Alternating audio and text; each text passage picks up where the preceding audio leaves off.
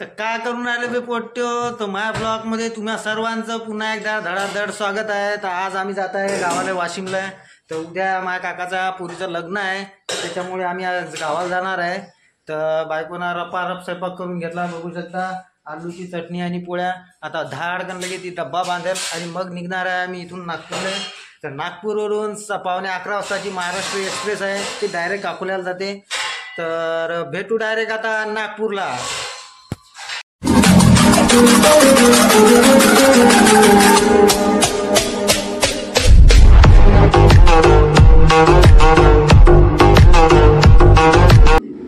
मग आम्ही निघालो 460च्या स्पीडने एकदम नागपूरला.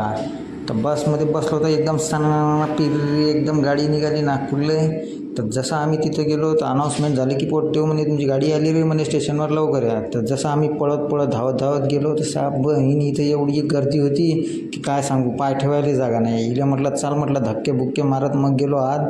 तर मग आम्ही आमची सीट पाहत होतो तर साल्याला सीटच सापडत नव्हती. मग गुरु डोळे फिरवले इकडे तिकडे. तर मग शेवटी आम्हाला आमची सीट सापडली 9 आणि 10 नंबरची. तर मग आम्ही बसलो तर ट्रेनच चालू झाली.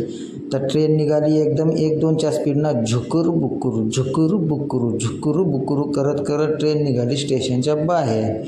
तर जसं स्टेशनच्या बाहेर गेलो तसं अरे हे एक नमुना इथं गडी भेटला आम्हाला. मस्त ट्रेनमध्ये बसल्या झोपला का विचार करू लागला माहीत नाही. म्हटलं जाऊ दे, त्याच्याकडे काय लक्ष द्यावं आपण, त्याला जे करायचं ते करल, आपण मस्त निसर्गाचा आनंद घेऊ म्हटलं.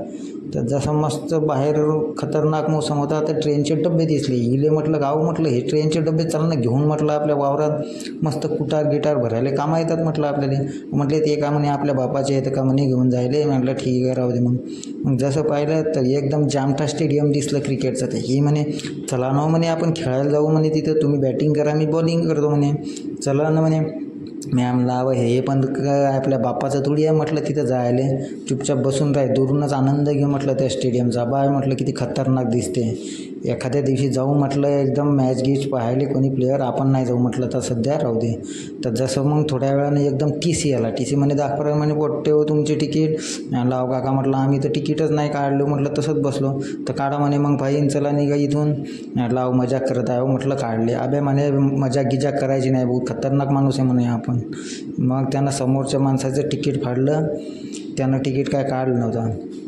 मग बसता विचार आला डोक्यात की सालेले म्हटलं आपल्याजवळ जर ट्रेन असती म्हटलं तर मस्त पोट्ट्यापट्ट्याले घेऊन मस्त फिरायला गेलो असतो म्हटलं ना गोवा गेले.